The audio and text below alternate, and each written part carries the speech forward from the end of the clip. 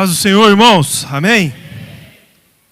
Quantos estão jubilosos na presença do Senhor?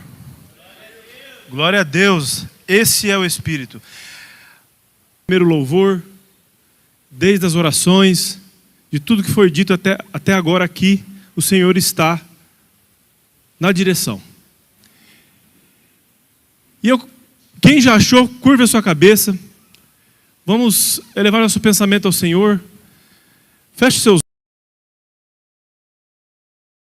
olhos. Humano. Essa é uma noite de nós buscarmos a glória de Deus.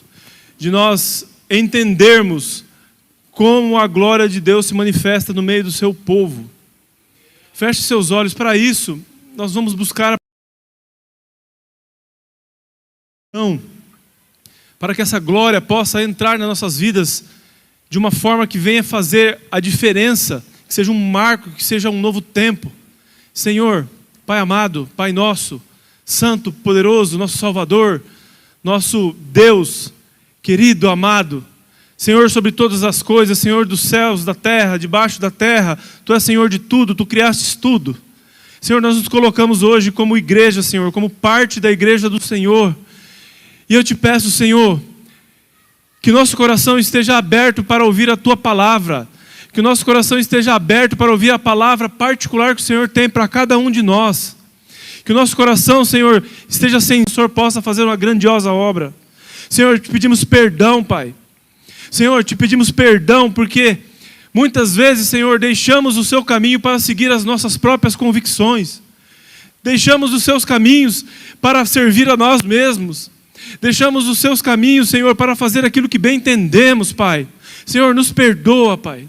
Por quantas vezes, Pai, nós pecamos voluntariamente diante do Senhor. Não damos ouvido à Sua voz. Não lemos a Sua palavra. Não buscamos de Ti, Senhor.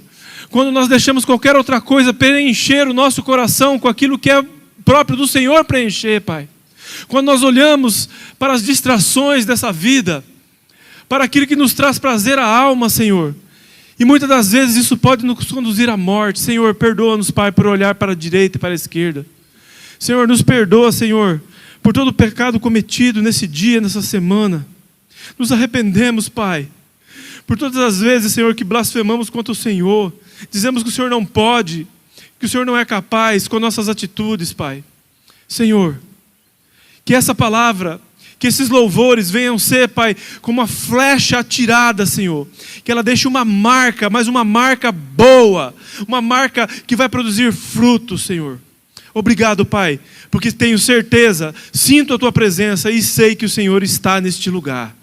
Obrigado, Pai, em nome de Jesus. Amém? Quantos acharam aí 1 Samuel capítulo 2? Quem não achou, diga misericórdia. Ele cozinhando a carne na caldeira, no candeirão, tudo quanto o garfo tinha, tudo quanto o garfo tirava,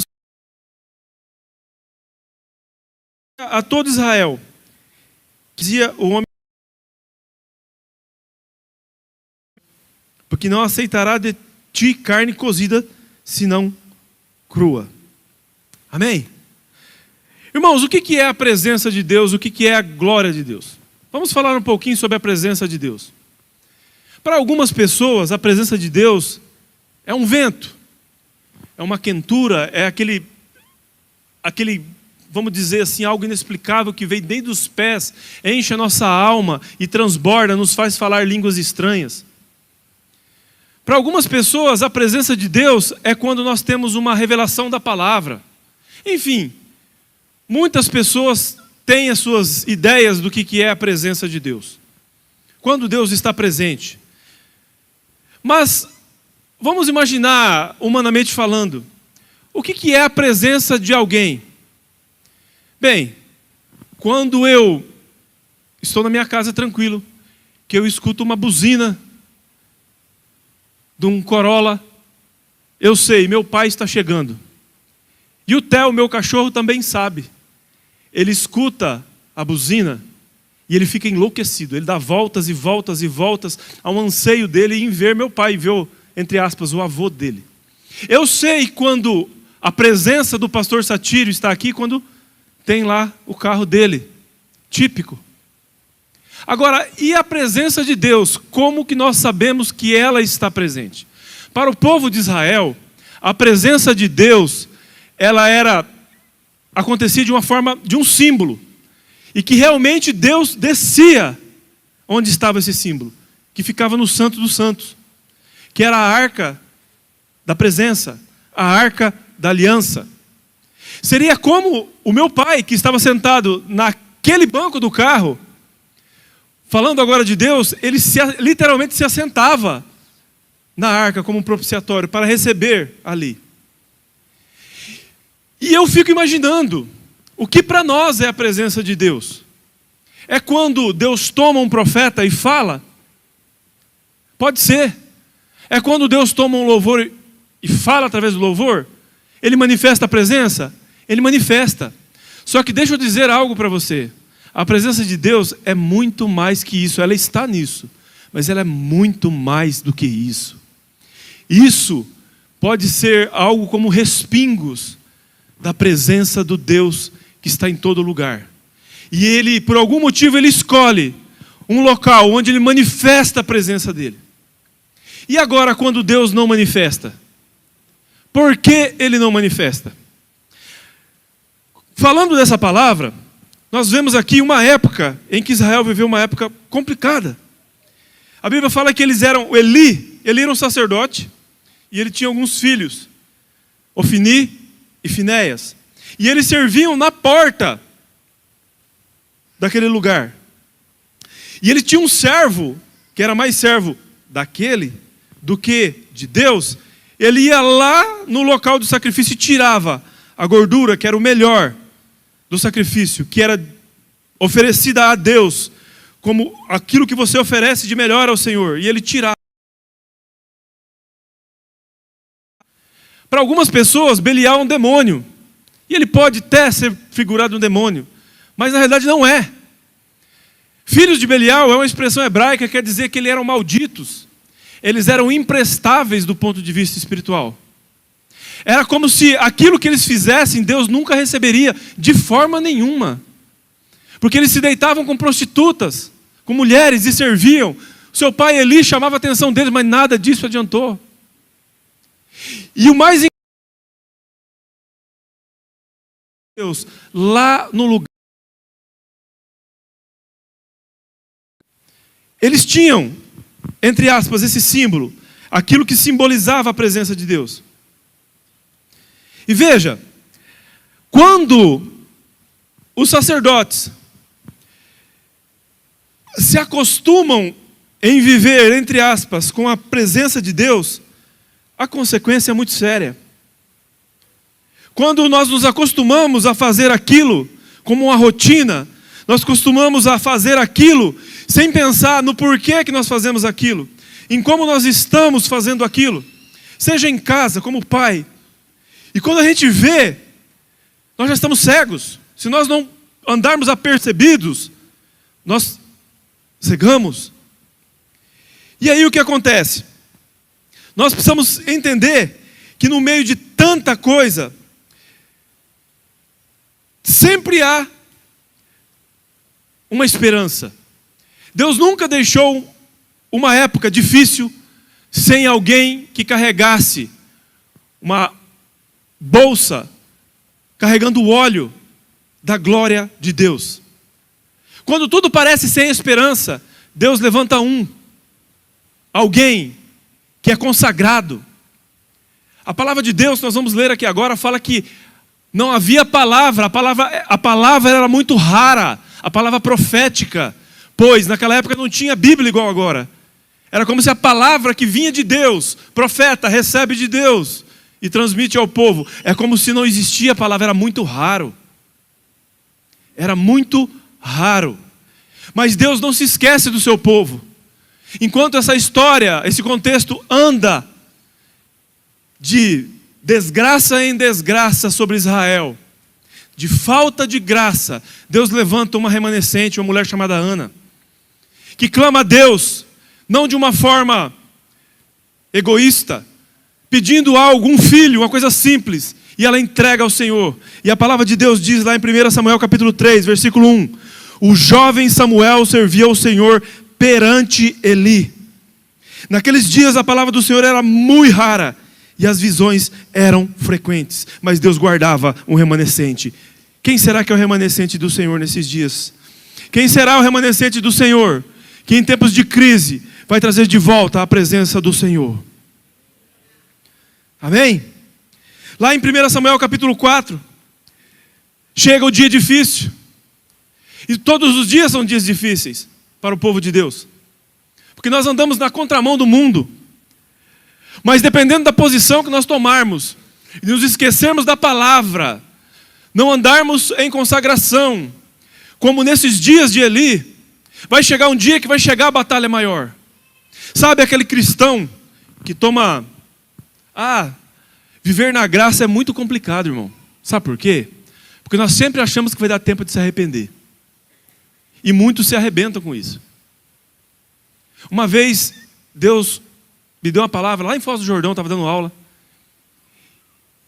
E assim, eu sabia que era aquela palavra, mas eu não sabia o que Deus vai falar. Às vezes que a gente dá, o pregador dá uma de louco, não faz o esboço, não se prepara, entre aspas, no natural, mas ele tem a palavra de Deus. Ele sabe o que Deus vai falar. E aquele dia foi um dia assim, bem marcante na minha vida. E nós falávamos algo parecido com isso, mas em outra passagem.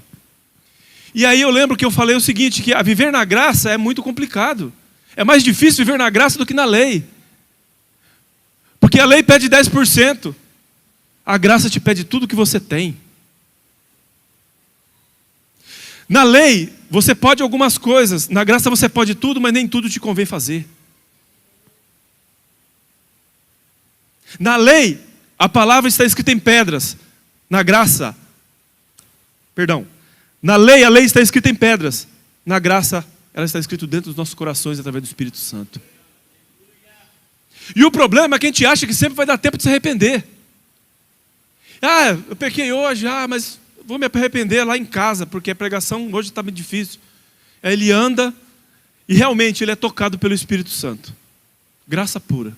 Ele se arrepende, ele chora, ele sapateia, ele rasga as roupas, ele taca o sapato na parede, ele faz um escarcéu. E aí, ele continua, vai ganhar o mundo, aleluia, glória a Deus. Aí ele continua, ele não confessa, não sei o que acontece. Ele cai de novo naquele pecado. E ele acha sempre que vai dar tempo. E sem pensar, ele não fala assim, eu vou me arrepender amanhã. Não. Já está incutido dentro da gente. Eu vou me arrepender, o Senhor vai me perdoar. E Ele vai te perdoar se você arrepender de coração. Se você confessar.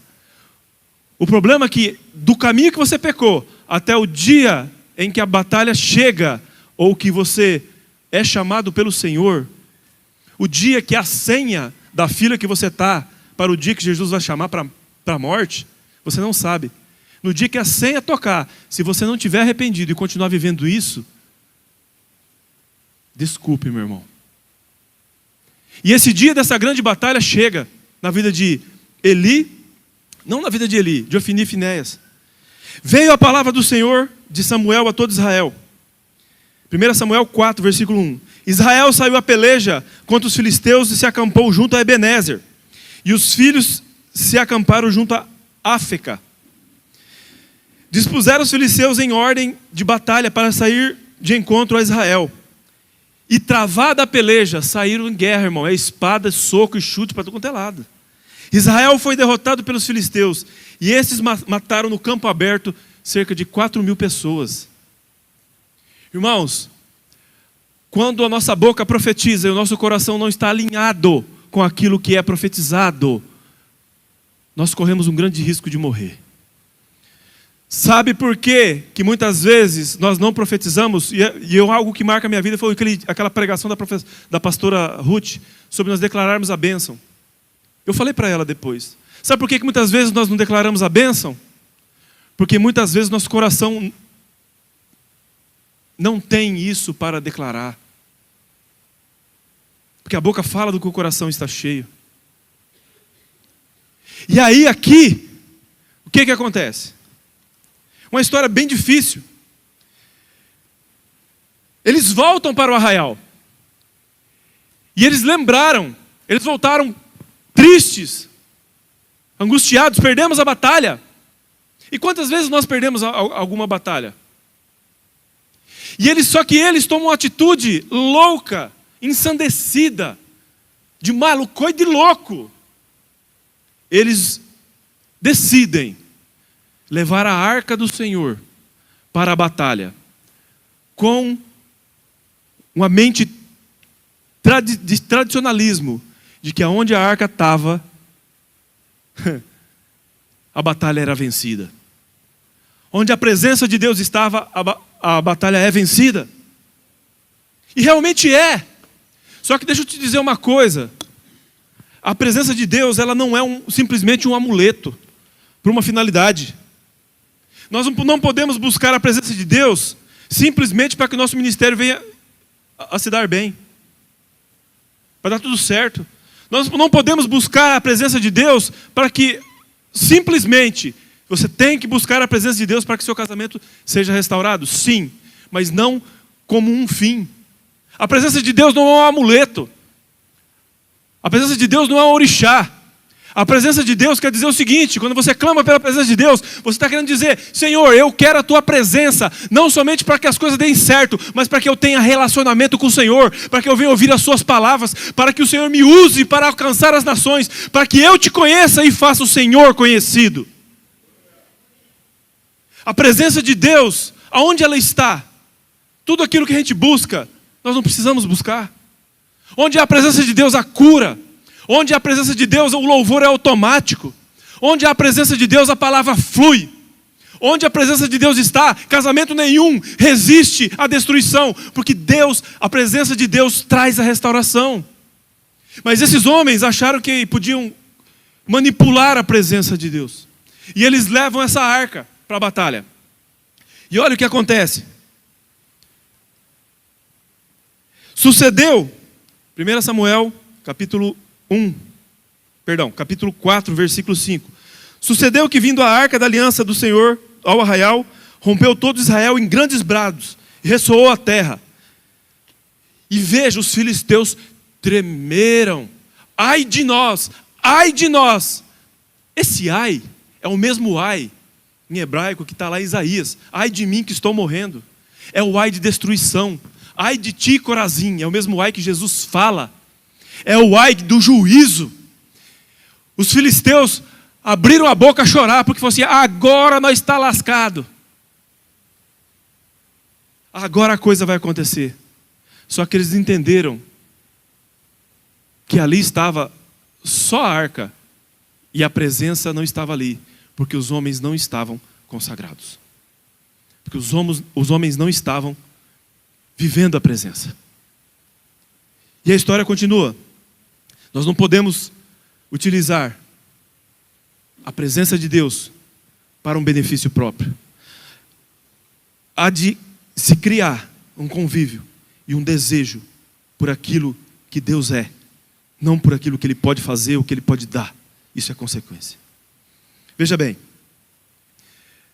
não bastasse aqueles homens terem morrido 4.000, você já viu o ditado antigo, pastor Jadiricano? Não tem nada ruim que não possa piorar? Nossos avós falavam isso.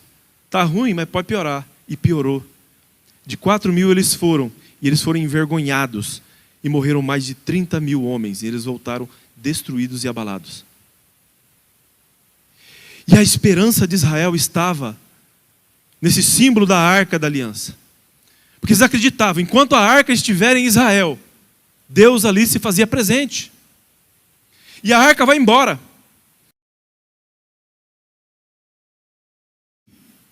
Sai no mesmo dia e vai trazer a notícia para Eli.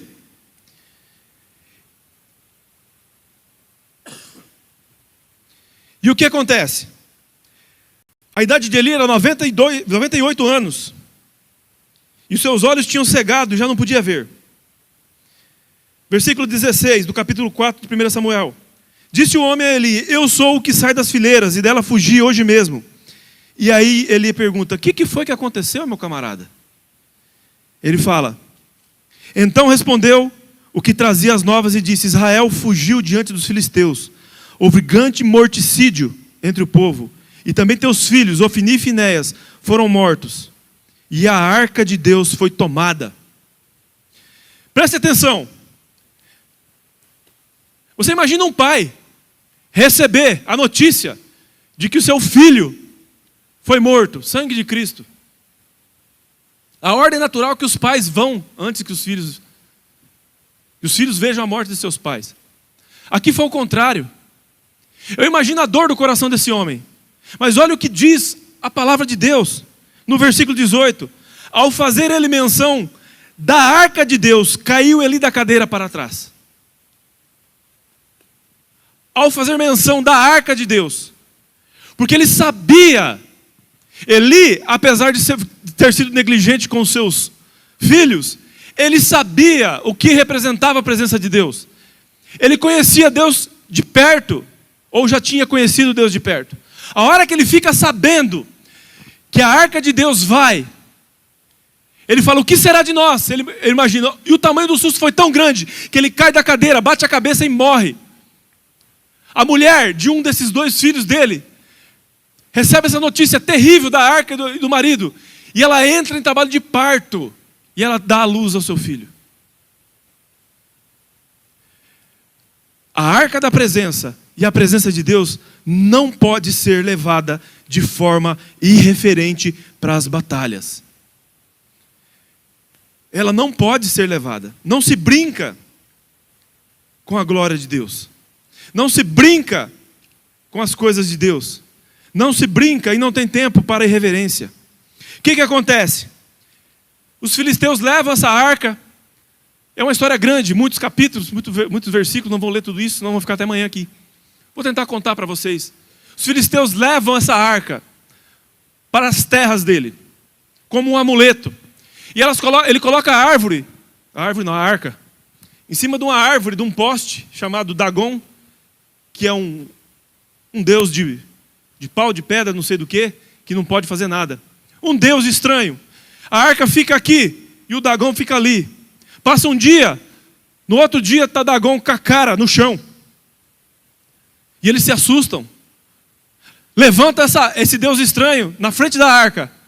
No outro dia, ele cai de novo, só que com os braços cortados até o talo. E até hoje diz a Bíblia que eles não passam por aquele lugar. E aí começa o juízo.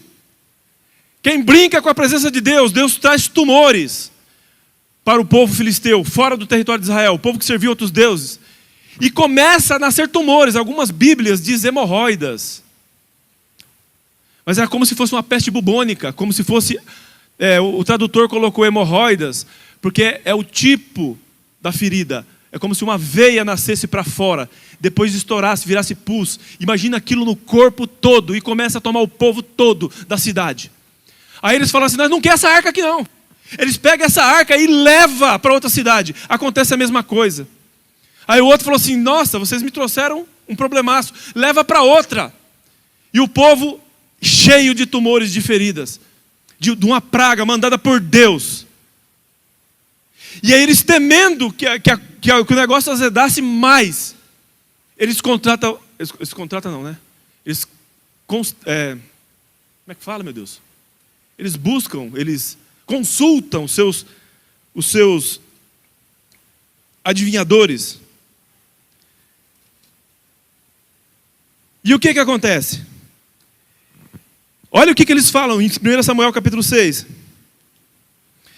Versículo 4. Então disseram, qual será a oferta pela culpa que lhe havemos de apresentar? Responderam, segundo o número dos príncipes dos filisteus, 5 tumores de ouro, 5 ratos de ouro, enfim. Eles fazem lá um feitiço, eu ia falar um nome aqui, mas perigoso cair a live. Não que eu esteja com medo, mas eu não quero atrapalhar. Fizeram um feitiço lá, estou quase falando. Eles fizeram um trem lá, botaram um frango e mais um negócio lá, pintaram de ouro e levaram para lá. E olha o que acontece. Imitaram os seus tumores, fizeram imagens de ouro. Olha o versículo 7 de 1 Samuel 6. Agora, pois, fazeis fazeis um carro novo. fazeis um carro novo. Tomai 2 vacas com crias, sobre as quais não se pôs ainda jugo, e atai-os no carro, seus bezerros. Atai-os ao carro, seus bezerros levaram-os para casa. Veja bem, eles decidem devolver a presença de Deus. Eles decidem devolver a arca. Eles decidem devolver aquilo que estava causando juízo. Veja bem, certa vez um cara, eu atraía muito alguns camaradas, né? Eu era um para-raio para alguns caras meio complicado quando eu trabalhava com cartão. Os caras iam fazer cartão lá de umas igrejas lá, só o sangue de cordeiro, pula essa parte. E um dia um cara colocou, ele era de uma igreja e ele escrevia assim: a presença de Deus está aqui. E eu vi esse cara, depois de 2 dias, enchendo o carcanhar de ácido úrico. E aí foi. Daqui a pouco ele veio buscar o cartão, depois fez mais um panfleto. Possuído pelo Espírito Santo, lógico. E aí esse cara veio e falou assim: coloca aí. Aqui está a presença de Deus. Meu negócio é a presença de Deus. Eu falei: você conhece a presença de Deus? Eu falei: conheço. Ele falou: então, tem que colocar a presença de Deus. Eu falei: só que é o seguinte, a presença de Deus pode ser um problema. Aí ele falou assim: por que é um problema? A presença de Deus é coisa linda. Eu falei assim: ela pode vir para abençoar ou para trazer juízo. Qual que é o seu caso? E ele falou e não falou nada. E acabou a conversa ali também. Eu falei: deixa Deus falar no coração dele. Mas eles fizeram isso. E eles colocaram em cima de um carro. Eles falaram assim: vamos levar esse negócio embora. E aí agora eu quero mostrar uma atitude que muitas pessoas não conseguem enxergar isso aqui. Eu também não conseguia. Eu não consigo ainda ver muito. Eles pegam vacas filisteias. Diga assim comigo: vacas filisteias. E veja bem, as vacas filisteias são separadas para levar a presença de Deus de volta, pelo menos até uma parte de Israel. Mas o que mais me chama a atenção aqui é que o seguinte: para carregar a arca só precisa ter o quê? O que pode carregar a presença de Deus? Ombros consagrados. Diga assim: meus ombros, bate assim, eu não consigo bater. Meus ombros são consagrados pelo sangue de Cristo. Aleluia! E que consagração tem as vacas? Mas elas são separadas. E eu chamo você à reflexão, que muitas vezes nós precisamos ter as atitudes das vacas filisteias. Loucura isso. Por quê? Porque elas cumprem pelo menos 3 coisas que muitas vezes nós não estamos dispostos para trazer a glória de Deus. Primeiro, a palavra de Deus diz aqui, no versículo 7, que tomaram 2 vacas com crias, com seus filhos. As vacas filisteias fizeram quase a mesma coisa, porque elas são vacas e não são gente, que a mulher de Samuel, a Ana. Elas nunca tinham experimentado jugo, elas nunca tinham tido experiência. E o Senhor me diz o seguinte: jugo é um negócio que você coloca no pescoço do boi e só pode ser carregado em 2. E para usar aquele jugo tem uma época de adestramento. Essas vacas não foram adestradas, então elas não tinham capacidade de... vou falar um negócio aqui que pode parecer uma loucura. Elas não tinham conhecimento e capacidade intelectual para aquilo. Elas não tinham aprendido a andar com o jugo. Isso me mostra uma lição, que você pode ser uma pessoa simples, sem título nenhum. Você pode ser um mestrado, você pode ser um cara. Nada disso vale para você carregar a glória de Deus, se você não tiver um coração puro e voltado para Deus. Nossos títulos não valem nada. Valem sim, porque foi Deus que te colocou. Mas quando nós tentamos colocar isso, aquilo que nós aprendemos, que nós somos, como uma forma de atrair a glória de Deus, Deus fala: nananina, não é pela sua vontade, é pela minha graça. Não é pelo que você conquistou, porque você conquistou por mim. Sem mim, nada você pode fazer. E aquelas vacas foram, e elas largaram as suas crias. Isso me chama a atenção para o primeiro ponto, que para carregar a glória de Deus, nem que seja por um breve trajeto, você tem que renunciar aquilo que mais dói no seu coração. O que é que tem tomado lugar no meu e no seu coração nos dias de hoje? É a sua casa? É o seu ministério? É seu carro? Sabe, irmão, tem cara que gasta mais tempo lavando o carro do que lavando a cabeça da esposa com shampoo. O cara nem toma um banho com a esposa para lavar o cabelo dela. Nem leva a esposa vai lá fazer uma unha. E aí o camarada, mas 50 pau? Cara, se você não quer ver tua esposa bonita, você tinha que casado com outra coisa, não com uma mulher. Invista na sua esposa, mas não é esse o negócio. Também não vai investir também, se vai sair dos seus 3 mil, 4 mil que você ganha, vai passar 50 aí, então, meu filho, faz em casa. Quando a minha esposa não tem condição, ela faz em casa e fica melhor. Mas veja bem, não tem como, não existe nada que nós possamos fazer se nós não renunciarmos para atrair a glória de Deus. Nós precisamos renunciar, deixar o que é mais valor. Ana só obteve aquilo que ela pedia quando ela abriu mão do desejo egoísta de ter um filho. E ela falou: Senhor, eu quero ter um filho, mas eu quero entregar para o Senhor. Irmãos, isso é muito sério. Altivez e orgulho não cabem no reino de Deus. Irmãos, não é possível. Quanto mais nós conhecemos a glória de Deus, mais humildes, mais simples, mais renunciosos nós temos que ser.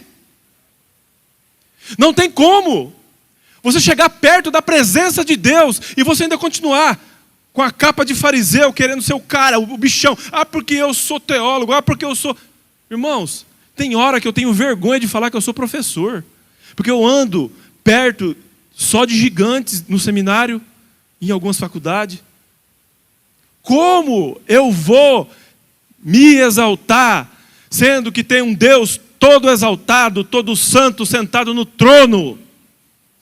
Não existe possibilidade. Os títulos não podem nos fazer cheios. Nosso ministério não tem poder para suprir o vazio da presença de Deus no nosso coração. O que essa cidade precisa não são dos nossos títulos, mas do ofício que os nossos títulos carregam. O que nós precisamos é renunciar à nossa vida para viver a vida do Senhor nessa cidade. Renunciar àquilo que todo mundo está fazendo. Renunciar muitas vezes àquilo que dá certo para fazer a vontade dEle. Essas vacas largaram suas crias. Ah, você vai falar assim: ah, pastor, mas fizeram elas largar. Você já tentou pegar uma vaca braba com um bezerrinho perto? Praticador de powerlift consegue, que derruba um boi na unha. E aí elas continuam fazendo o seu trajeto. Os levitas desceram a arca do Senhor. Perdão, está errado. E aí elas rumaram. E eles repararam o caminho do território a Bet-Semes, versículo 9. E assim, aqueles homens tomaram 2 vacas com crias e ataram no carro, e seus bezerros encerraram em casa. Puseram a arca do Senhor sobre o carro, como também o cofre com ratos de ouro e com as imitações dos tumores. Versículo 12. As vacas se encaminharam diretamente para Bet-Sebas. Diga assim comigo: diretamente. E andando e berrando, seguiam sempre por esse caminho, sem se desviarem, nem para a direita, nem para a esquerda. E os príncipes foram atrás delas até o território de Bet-Semes. Essas vacas, elas não andaram o caminho de qualquer jeito. Elas respeitaram o processo. E ninguém falou para elas, porque eu imagino, né? Se você vê alguém falando para a vaca: ó, você vai direitinho aqui, ó. A hora que chegar ali, você para, porque tem uma rodovia, porque senão você vai se estrepar. Elas andaram direito pelo caminho. E como elas andavam pelo caminho? Sem se desviar. Irmãos, a palavra de Deus, nesse segundo ponto, é: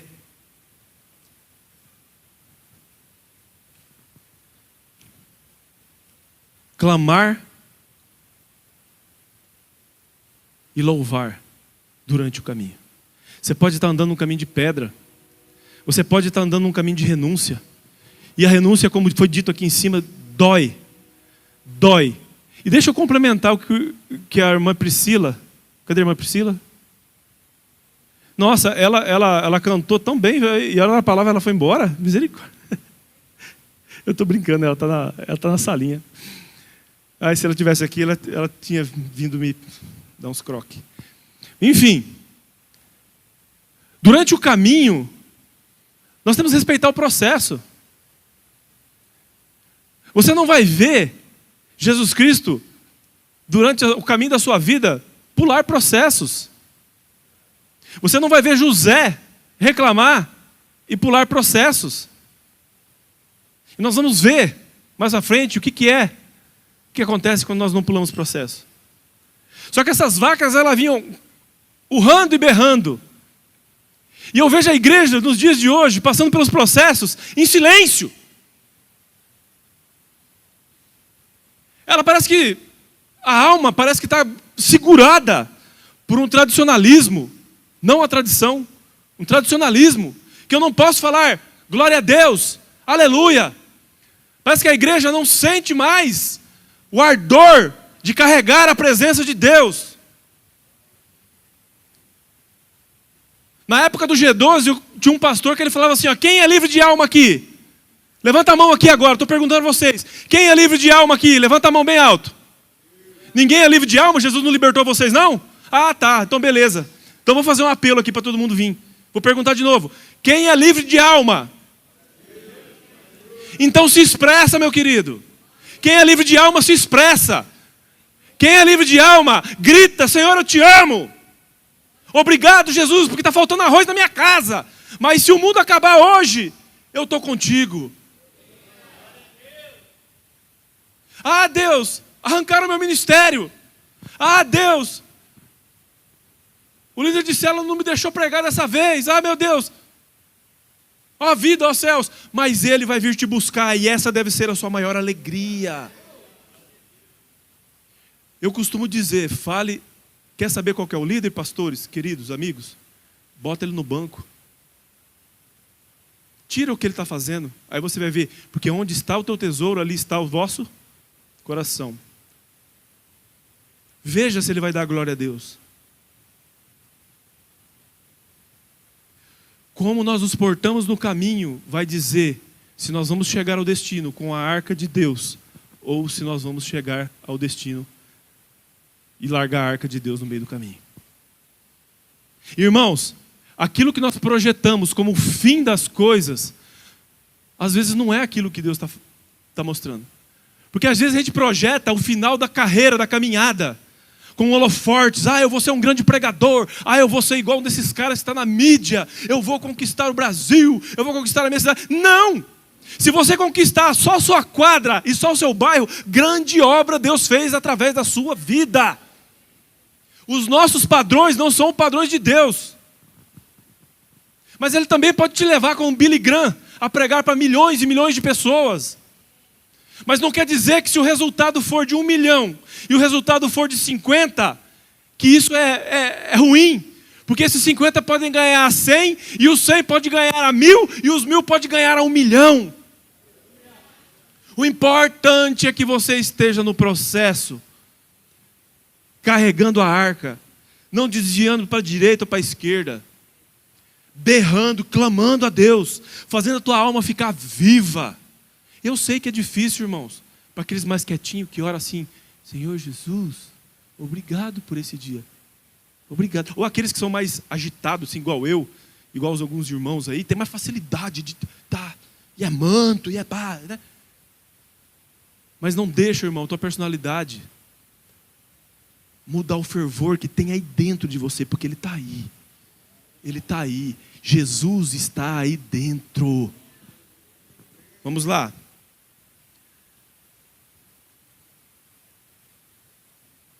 Versículo 14 fala assim: e o carro veio ao campo de Josué, o Bet-semita, e parou ali onde havia uma grande pedra. E fenderam a madeira do carro, e ofereceram as vacas ao Senhor em holocausto. E os levitas desceram da arca, como também o cofre que estava junto às imagens lá, tal. Enfim,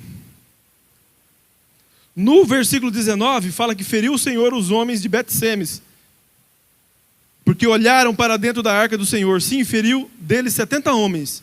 Então o povo chorou, porquanto o Senhor fizera grande morticídio entre eles. De novo, irmão. Mas antes de chegar nisso, vamos falar das vacas. A terceira e última atitude das vacas. Não foi uma atitude delas. Veja, a primeira atitude delas foi o quê? Deixar para trás o que era mais precioso. Para nossas vidas isso é renúncia. Segundo, se portar durante o processo. Não se movia para a direita nem para a esquerda. Oravam e clamavam durante esse processo. Não olhavam as circunstâncias. E mais um detalhe. Os filisteus, os príncipes estavam atrás. Deixa eu te dizer uma coisa. Quem foi que separou aquelas vacas? Não foram os filisteus? Eu aprendo mais uma lição aqui. Irmãos, eu tenho grandes pessoas que foram grandes pessoas na minha vida, que foram escadas para que eu subisse através delas e chegasse a conquistar algumas coisas. Nosso pastor foi uma. Eu tenho um amigo que deve estar nos assistindo agora, lá de Londrina, o Matias, foi outro que Deus usou. O pastor Egon, que me consagrou, foi outro que Deus me usou. E assim, é muito importante você andar com as pessoas certas. E digo alguma coisa para você que um profeta um dia me disse: anda com as pessoas certas e tudo dará certo na sua vida, no seu ministério e na sua casa, enfim, em tudo mais. Só que quando nós fazemos dessas pessoas o ator principal, para que nós chegamos aos lugares de Deus, nós confiamos somente nessas pessoas. Essas pessoas podem fazer você chegar a lugares que você nunca imaginou. Só que o dia que elas forem, você estará sozinho. O dia que elas deixarem de te lançar, você ficará sozinho. Agora, se com essas pessoas você colocar a arca da presença, você colocar a presença de Deus adiante, e você deixar que Deus te lance, que Deus te dê o dom, que Deus faça com você as coisas que Ele quer fazer, pode se levantar um inferno, meu irmão, que nada vai sair da sua vida. Você pode ser preso, você pode estar no lugar mais fundo. Quando Deus te proclama um ministério sobre a sua vida, algo sobre a sua vida, pode se levantar todos na terra, que ninguém pode tirar o que Deus vai fazer através de você. Ninguém pode se levantar contra o agir de Deus. Eu fico imaginando aquelas vacas andando assim, e dentro da minha maluquice, elas pensando assim: ah, esses caras estão pensando que estão aqui atrás me cuidando, mas eu estou carregando a presença de Deus. E chegou no lugar, eles tiraram a madeira, eles tiraram tudo aquilo que elas carregavam, que tinham mais valor, tirando a arca. E elas foram oferecidas em sacrifício. Veja bem, o sacrifício já foi feito, mas nós precisamos fazer um sacrifício vivo. Como Paulo diz lá em Romanos: rogo-vos, pois, irmãos, pela compaixão do Deus vivo, que ofereceis os vossos corpos como sacrifício vivo, santo e agradável a Deus. Esse é o vosso culto espiritual. E não vos conformeis com o Deus desse século, mas transformai-vos a vossa mente. Enfim, sacrifício vivo, sabe o que é? É você não fazer aquilo que você quer, mas fazer aquilo que é necessário. Sacrifício vivo é você não viver a vida do jeito que você quer, mas do jeito que Ele quer. Nós cantamos: eu sou livre. Quantos aqui são livres, amém? Você é livre para fazer todas as coisas? Você é livre para fazer a sua vontade? Irmãos, é muito sério. Porque muitas vezes nós achamos que nós somos livres de tudo. Nós somos livres das amarras do pecado, daquilo que nos levava para o inferno. Nós somos livres do diabo, nós somos livres de toda iniquidade, de todo pecado. Nós somos justos diante de Deus. Mas se você for livre para fazer o que você quer, você é escravo de você mesmo. Você é escravo da tua vontade. Sabe, quando eu quero eu vou lá e compro um sapato. Quando eu quero, sabe, irmãos? Para atrair a presença de Deus, nós temos que viver numa época em que Deus vai te pedir aquilo que te custa. Para essas vacas foram a vida. Uma espécie de simbolismo, tá, irmão? Não quero ver ninguém amanhã comendo capim, hein? Misericórdia, viu, irmãos? Brincadeira. Quando eu digo que nós temos que ser como essas vacas, é uma forma de simbolismo, para que vocês entendam. Não foi assim que Jesus fez? Abriu mão da sua glória? Veio morar no lugar de pessoas extremamente pecaminosas? Ele andou e virou o rosto para a direita e para a esquerda? Não. Todas as orações ele falava: graças te dou, Pai, porque fizesse essas coisas. Tudo que ele fez foi segundo a vontade de Deus. E ele fez o sacrifício maior para que nós pudéssemos ter a arca da presença nos nossos lares, no nosso coração. Então isso não é bobagem, irmãos. E agora? Os homens foram feridos. Chegou lá no lugar, lá na beiradinha de Israel, na divisa, lá em Foz do Iguaçu de Israel. E o que acontece? Os levitas pegaram a arca. Os levitas puderam pegar a arca. Só que veja bem, foram mortos. Por quê? Alguém se arrisca? Levanta a mão aí e fala. Por que eles foram mortos? Porque eles tocaram na arca? Vamos porque a Bíblia diz. Porque eles abriram a arca para olhar seu interior. A Bíblia não manda eles abrirem.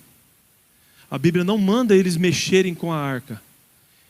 E eles fizeram isso porque desconheciam a palavra. Não importa, irmão. Você pode invalidar todo esse caminho. Se você renunciar, andar para a direita e para a esquerda, sem olhar para a direita e para a esquerda, louvando, clamando ao Senhor, oferecer sua vida em sacrifício vivo, mas não saber na palavra como fazer essas três coisas. Talvez é isso que tenha acontecendo com a igreja do Brasil hoje. Desconhecimento da palavra. Aí ela vai e faz aquilo do jeito que ela quer. Pareceu bem aos nossos olhos. E a arca fica lá. Estou acabando, gente. E aí no versículo 20, 1 Samuel 6, 20. Quem está com a Bíblia, abra por favor. Está aparecendo ali? Conseguiram colocar ali? 1 Samuel 6, versículo 20. Então disseram os homens de Bet-Semes: quem poderia estar perante esse Deus santo? Quem poderia estar na presença do Senhor Deus santo? A quem enviaremos a arca para que ele se afaste de nós? Não era algo normal para esse povo. Por quê? Porque quando eles viram o que Deus podia fazer, eles quiseram afastar Deus. Seria como aquele povo de Israel, que quando vê lá no monte Deus se manifestando, ele fala assim: não, nós não podemos subir, porque é uma nuvem de destruição, alguma coisa assim. São aqueles que querem participar da vida com Deus, mas quer que Deus fique de longe. É do meu jeito, é da minha forma. É aquele irmão que fala assim: eu quero que cante aquele louvor. Sabe? Uma das coisas que tem matado a igreja hoje é o que se chama de tradicionalismo. Não é igreja tradicional. A tradição é bênção pura. A tradição é o quê? Jesus morreu na cruz. Deus deu dons para nós através do Espírito Santo. Eu preciso casar com uma mulher só. Eu preciso pagar minhas contas. Preciso viver os princípios de Deus. Isso é tradição. Agora, tradicionalismo é quando nós tocamos aqui há 50 anos com bateria. Não pode tirar a bateria. Nós cantamos hinos pré-determinados de um livrinho. Se cantar outro, Deus não está ali. Nós chegamos, nós andamos só com isso aqui. Desculpe, eu vou falar. Na minha concepção, na deles, é que eu só posso pregar de terno e de gravata. Para ser obreiro da minha igreja, só se falar línguas estranhas. sabe, tradicionalismo, coisas engessadas por homem, em que a presença de Deus não está nisso. Quando nós olhamos mais para a esquerda do que e para a direita, ao invés de olhar para o foco. Quando nós olhamos mais para os sinais da vinda, do que para o noivo que está vindo. Seria como se nós não, porque eu nunca fiquei grávido, as mulheres grávidas se preocupassem mais com o bisturi. E tem que se preocupar. Mais com a coxa que vai ficar lá, do que com a beleza do bebê que está por vir. Quem poderá enviar essa arca? Quem poderá trazer essa arca? E aí passa-se anos. Passa-se anos e anos e anos. Consagração. Para trazer a arca nós precisamos de consagração. E nós somos todos consagrados para carregar a arca. A arca do Senhor não foi feita para ser carregada em carros com bois. Não foi feita para carregar nas costas de cavalos. Foi feita para ser carregada nos ombros de pessoas temente a Deus, consagradas, que vivem em santidade. Para encerrar,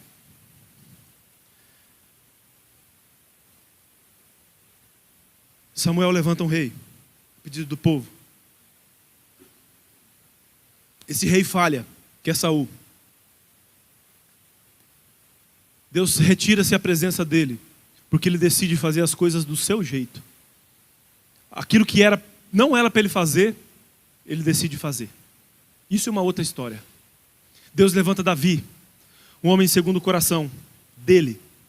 E desde a época que essa arca do Senhor ficou naquele lugar ali, depois ela vai para outro lugar, para Obed-Edom, enfim. A arca do Senhor ficou ali. Ninguém de Israel, durante o período de Saul, durante todo o período que Davi era moço, passou-se aproximadamente, pelo menos, 30 anos sem ninguém procurar a presença de Deus. Davi,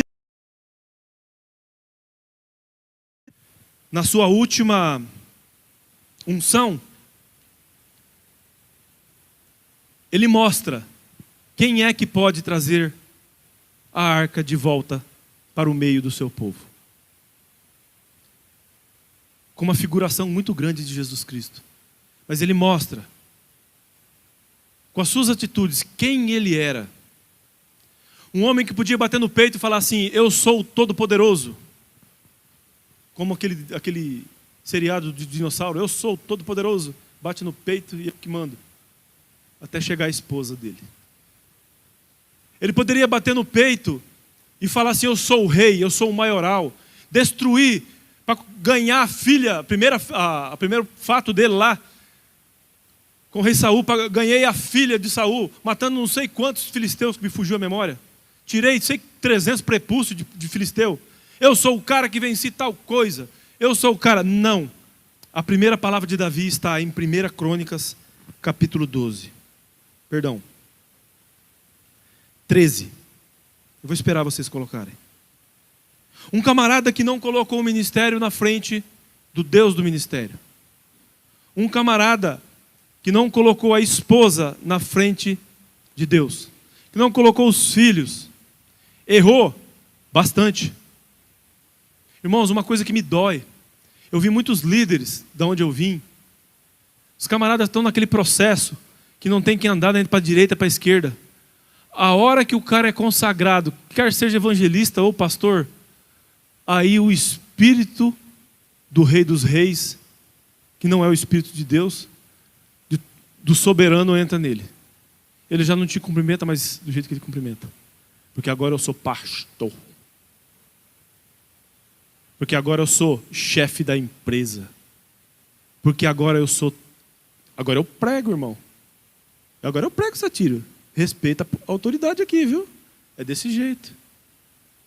Entendeu? Agora eu sou professor do Rogate. Agora eu sou chefe da minha sessão. Agora eu sou o melhor cabeleireiro de Rolândia, como é o Júnior. Agora eu sou tal coisa, agora eu sou tal coisa. Irmãos, quando Deus está entronizado, ninguém aparece senão a glória dele. Não tem como. Isso é uma coisa que me entristece. Seria não olhar para as raízes. Achou aí 1 Coríntios 13?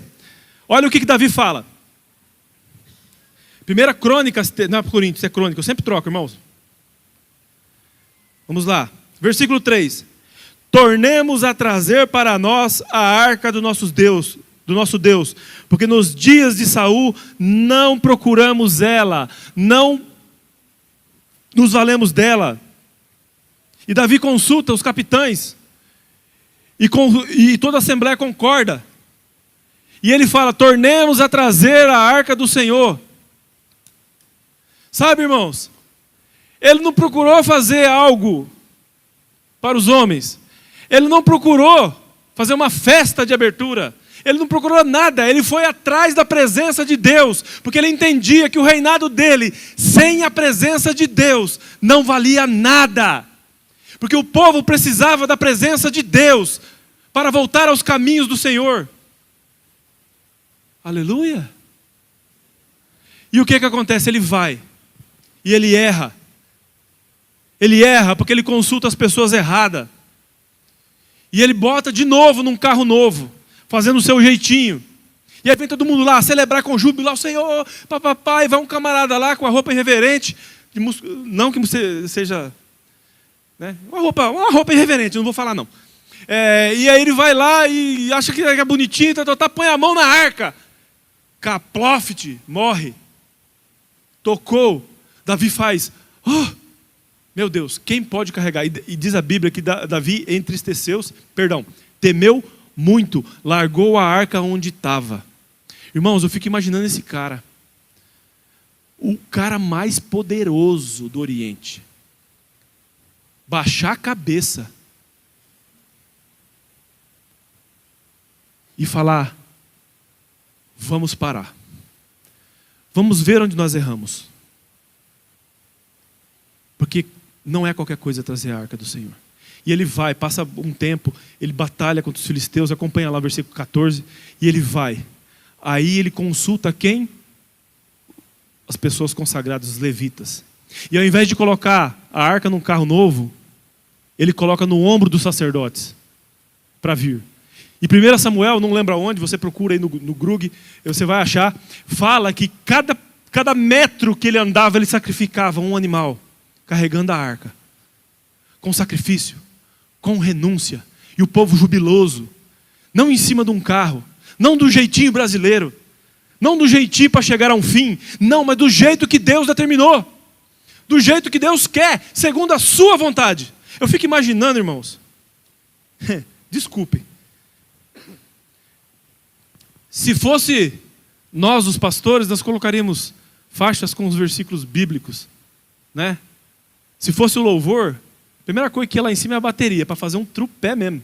Aí já botava o irmão com a trombeta lá e pá, o negócio pegava, o outro com o chofar, pá, né? E aí tal.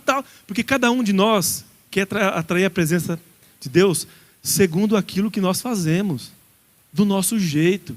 Se fosse a dança, botava um monte de voal, né? Eu fico imaginando na arca, é tão lindo, né? Aquele negócio vermelho, que o ventilador que faz fogo assim. Eu nem chego perto, porque eu tenho medo de ser consumido, porque é tão massa aquilo ali é um negócio maravilhoso. De verdade, irmãos, é muito legal a dança fazer aquilo. Todo mundo queria colocar, mas Davi não. Ele consulta, pergunta, Senhor, o que eu preciso fazer para manifestar a sua glória no meio do seu povo? Mas como nós vamos saber? Se nós não consultamos, aonde está isso? Como nós vamos saber? Se nós não abrirmos mão do que nos custa? Eu entregaria todo o dom que Deus me deu. Eu entregaria o ministério. Eu entregaria minha consagração. Eu assumiria não ser chamado mais de pastor, se Deus falasse que isso está me impedindo de me aproximar da presença dele. Porque para mim, para você também, a presença de Deus é aquilo tudo que nós vamos carregar o dia que nós fecharmos nossos olhos. Nós não vamos subir em púlpito no céu. Nós não vamos dançar no céu. Quer dizer, vamos, né? Não, principalmente subir em púlpito, nós não vai, né? Porque para que pregar? A presença dele está lá. Não vai ter lugar que ultrapasse a altura do trono dele. Irmãos, é tempo da igreja manifestar a glória de Deus. É tempo, irmão, de você fazer aquilo que lhe falta. É tempo, irmão, de você chegar na sua casa hoje, pegar um papelzinho e orar, falar assim: Espírito Santo, eu quero anotar aquilo que eu preciso renunciar, que o Senhor vai me falar. E eu fazer um propósito com Deus até o fim do ano de pelo menos 30% daquilo eu renunciar. Pega uma folha de sulfite, pega um pedacinho de papel. Outros vão precisar comprar às vezes um caderno de 20 matérias, não sei. Faça esses votos loucos com Deus. Coloca uma cadeira vazia na célula. Fala: Senhor, essa é a cadeira, é a arca que eu preciso que o Senhor esteja aqui. Só tem sentido essa célula se a tua presença te fizer aí, neste lugar. Só tem sentido se os seus anjos ministrarem quando nós cantamos. Só faz sentido com a presença de Deus. O que você está esperando? Deus está como uma noiva. Melhor, está como um noivo, que ele é o noivo. Na recâmara, com um lençol, todo adornado, todo belo, perfumado.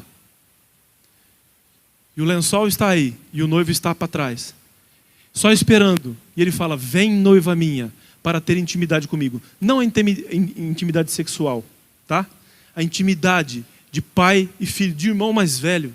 Vem, mas a noiva muitas vezes está mais preocupada em cantar para ele do lado de fora, dançar para ele do lado de fora. E ela não entra na recâmara. Ela não vai ao lugar de intimidade.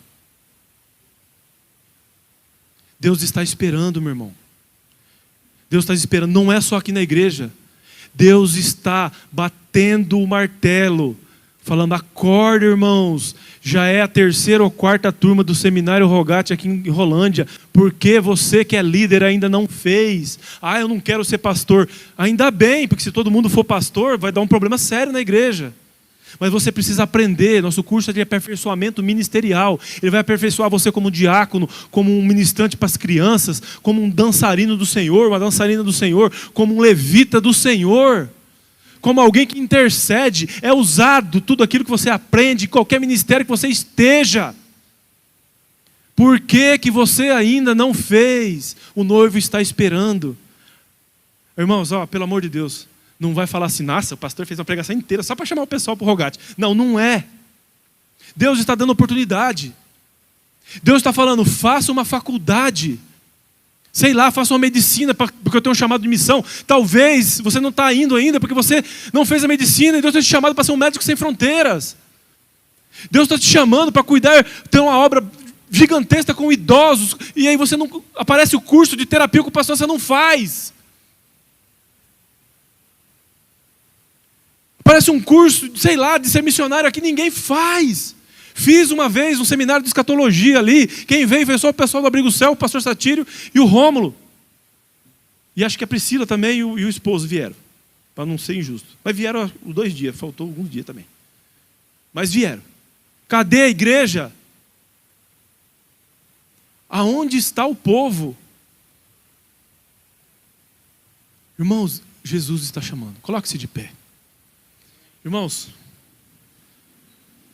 alguém, se a casa Priscila puder vir aqui, se tiver alguma irmã que puder substituir ela lá, a direção que eu tive antes de começar é que ela viesse aqui para orar aqui junto e terminar essa palavra profética que ela começou no louvor. Eu sei que eu verei a glória de Deus. Eu sei que eu estou vendo a glória de Deus. Você crê nisso? Muitas vezes nós estamos vendo a glória de Deus, mas a glória de Deus está lá em cima do monte. E muitas das vezes ela é um fogo consumidor, como o povo de Israel viu. Irmãos, Deus não te chamou para ser... Isso aqui não é um show. Eles são facilitadores em relação à igreja, para ajudar você a louvar e para primeiro louvar a Deus. Então, meu irmão, tira a língua do meio da boca, abre esse bocão seu e comece a cantar e glorificar a Deus. Grite, clame a Deus. Deus não deu um espírito para você de vergonha. Não se importa, irmão. Pode ser que seja a última noite que nós cantemos ao Senhor. Que a hora que você chega em casa, a trombeta toque e Ele chame, vinde a mim. E você venha. O que você tem, fala com Ele agora. Durante essa canção, cante. Como se você estivesse cantando para Ele no momento em que Ele vai vir arrebatar a igreja. Você não vai saber o dia e nem a hora. Mas imagine, como se fosse o seu último momento, o que você daria ao Senhor? Porque é assim que nós devemos louvar. Como se fosse a última vez. Como se fosse o último momento.